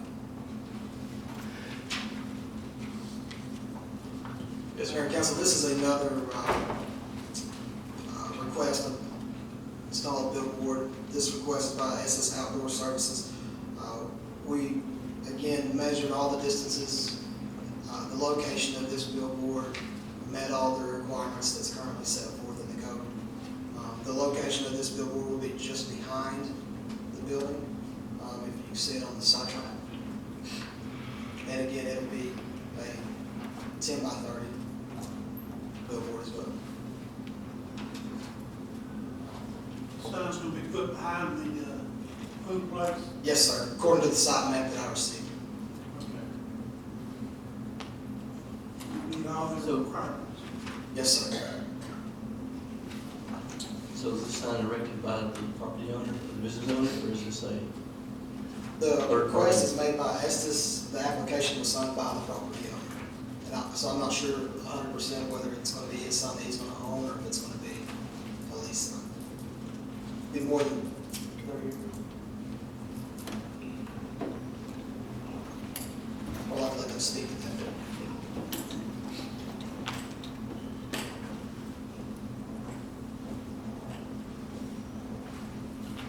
Bob Lawton, president of Chattanooga Boat Patio, on the property. This is Warren Estes, he's the billboard contractor. I've got a contract to put a sign on this property. And like you said, we made all the spacing requirements and the zoning and everything. Obviously, the ones that's passed, we have to go to Tennessee. Permit. Your question, Mr. Williams. So will you be owning the sign, or is Estes owning the sign? So you're on the sign, but it's on your property? Right. Okay.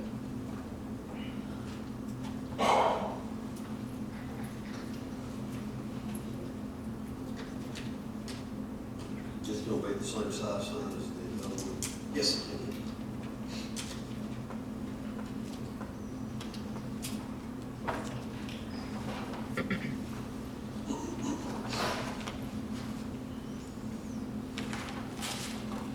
Do we have a motion in regard to ordinance number 1036? Motion to approve.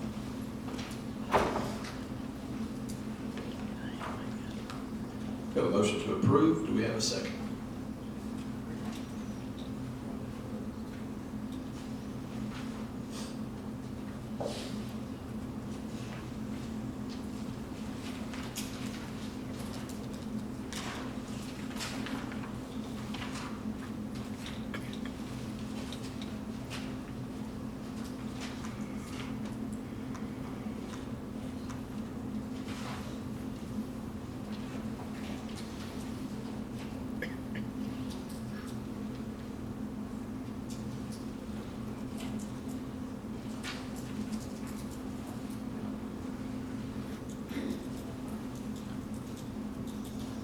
Do we have a second? Is You he- know, the council passed all those rules, these people have to go by. So this gentleman has met each and every one, and that's the reason for my approval, because he's met what we have approved. So,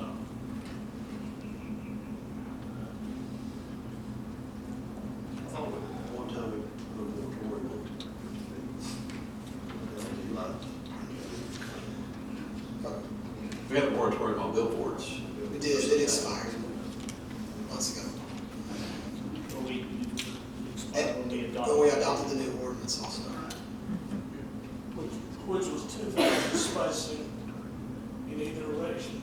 Right, which was the new. Makes it.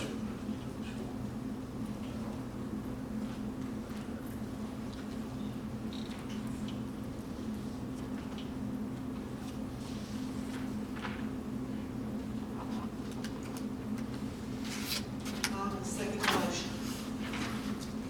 We have a motion and a second to approve ordinance 1036. Have any comments or questions?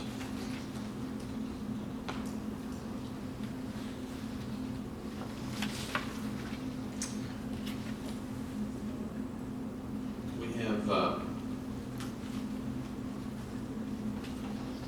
again, was some discussion back before we passed the sign ordinance as to whether, what to do with billboards.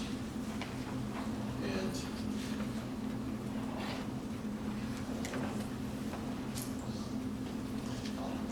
we're undergoing a concerted effort to, I think John Bridger refers to it as aerial clutter. Some proliferation. And yes, there you go. And yeah, that's why,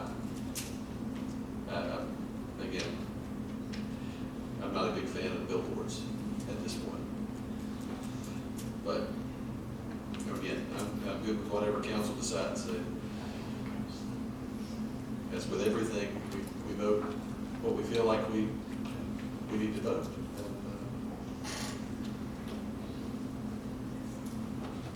That is the way it works. Well, I'm not crazy about it, but I just want to be fair. Summers. Understood.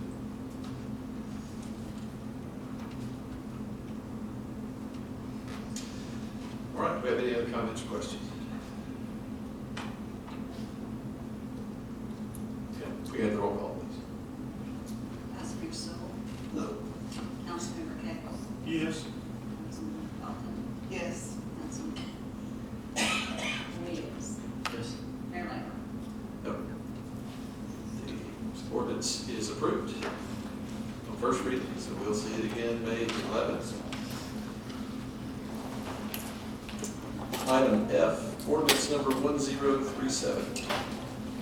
An ordinance of the City Council of the City of East Ridge, Tennessee, to allow construction of an off-premise sign on a tract of land located at 6642 Ringgold Road in accordance with ordinance number 1028, Title 114, Chapter 2, Article 6, Section 110, and ordinance 481, Article 4, Section 105.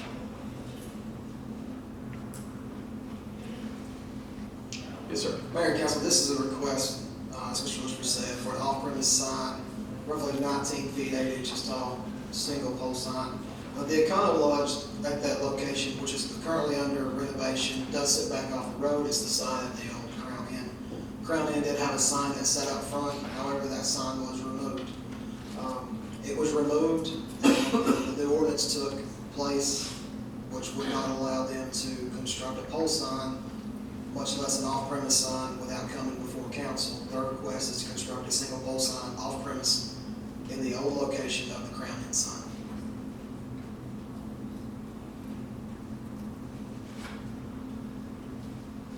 Could they not put up a monument sign? That's the current detached sign standard, but it's still, because it's off premise, it's still a use owner review. I would like the owner to come speak if he doesn't mind. It has to come before the council because it's not on their property. That's correct. It's off premise sign.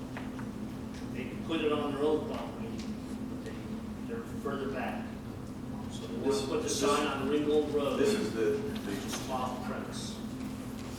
one that's been closed down for a while. Sir, this is the hotel that's immediately south of the La Quinta.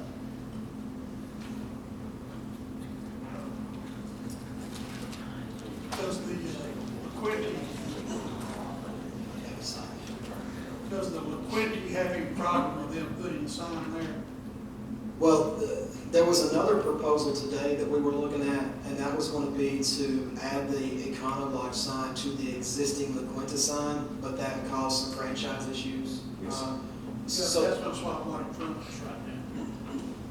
Does LaQuinty, are they in agreement with them putting this pole sign back up?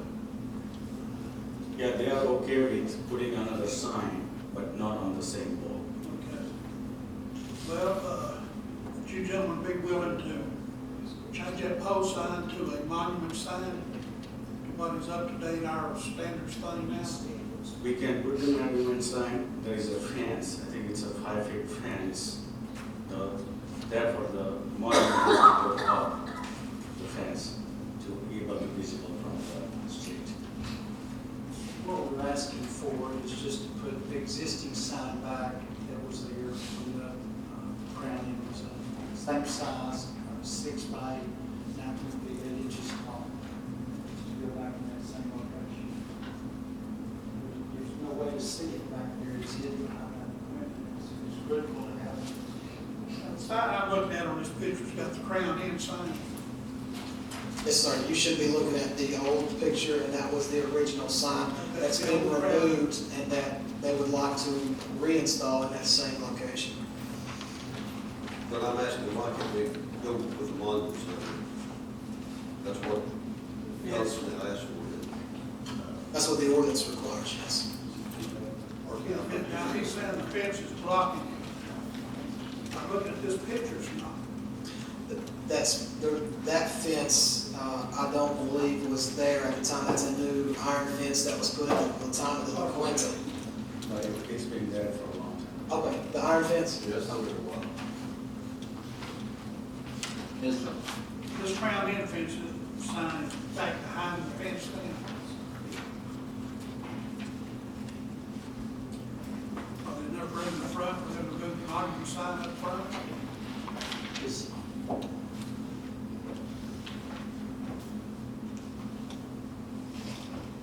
I would have to look at right away. Is there any consideration of erecting the sign on the property, or would it not be visible from the interstate? They do, we went to variance to get a roof mounted sign through the Board of Appeals, which was something separate of this. But it gets, you can see that from the interstate, but you can't see anything from Ringo Road. So if you get off the exit, you go to the intersection. There's no directional arrow, there's no direction to get you back to their location. Because it's laid out as a flag lot essentially. Going southbound on 75, you will not see this hotel. Northbound you will. You'll be coming southbound on 75. People gets off Maringo Road, they're not going to know where to go.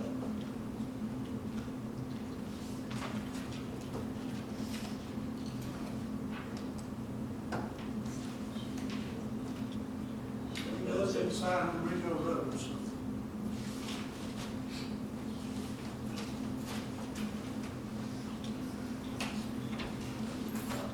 Would y'all ever consider a monument sign if you have the clearance in the front? Yeah, we don't have any problem putting a monument sign. If there is enough room that not gonna block the fence is not gonna block the sign. Well, what I'm saying, if you got enough road frontage out there, you can move it out where the fence wouldn't be blocked. That would be fine. I have to look at it and see if it's state right away. I think that'd be the right way, that fence is probably the right way. Okay. And so if you're on the other side, you'll be on the I right. think you are correct. Couldn't put it on the side.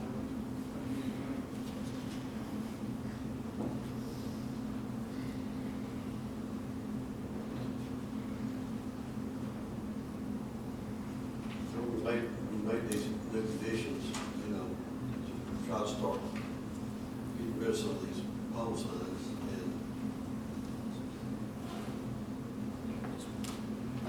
that's something they should have checked on before we started doing this.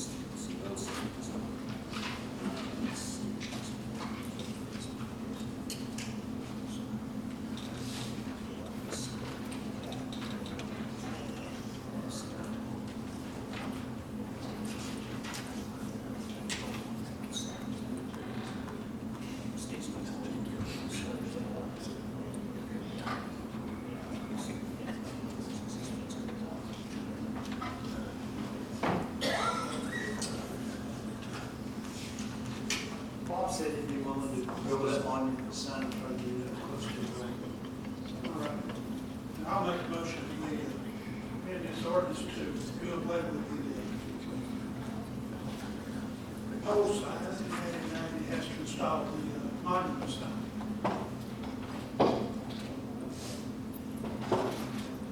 Square feet. Whatever our ordinance, our specs are. I'll second. We have a motion and a second to approve construction of a monument sign off premise at 6642 Ringo Road. Have comments or questions?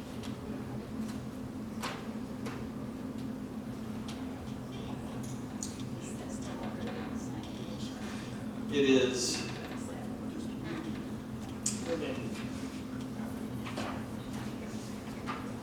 can we just accept a motion that way? Right. We need to actually officially amend it and have a vote and then go back. Well, when it comes to second reading, it will be amended at that Okay. point, but yeah. Well, it says allow for construction, and then after construction, we can put a monument sign. On section 1 of the of ordinance 1037, section 1, the city council finds the proposed use of land for construction of an off-premise monument sign. Insert that right there, got it. Okay. By, That's, by the next meeting, we would have, a design laid out to present. okay. You're good. Any other comments or questions? Roll call, please. Vice Mayor Sewell. Yes. Councilmember Cagle. Yes. Councilmember Dolan. Yes. Councilmember Williams. Yes. Mayor Lambert. Yes. This is approved on first reading. We'll see it next time. Thank you. Item G, resolution 2645. A resolution, the City Council of the City of East Ridge, Tennessee, authorizing the city manager or its designee to award the traffic signal string poles bid for the Exit 1 project. Motion approved. Were they the only meeting in that? Yes, sir, they were. And it came in a lot lower than what we expected it to. I'll second. We have a motion and a second to approve. Are there any comments or questions? Roll call, please. Vice Mayor Sewell. Yes. Councilmember Cagle. Yes. Councilmember Dolan. Yes. Councilmember Williams. Yes. Mayor Lambert. Yes. And, council, we will get these ordered tomorrow, so they'll be in plenty of time for construction. Very good. Thank you. Thank you. We've already dealt with item H. Item I, discuss and or take action on the police and fire agreements with the city of Ridgeside. And we talked about this at the April 13th, 2017 meeting. In summary, the number of service calls noted in this section 5 does not meet the definition of excessive calls. Therefore, I don't think there's a basis for the city to impose a surcharge. So, talk about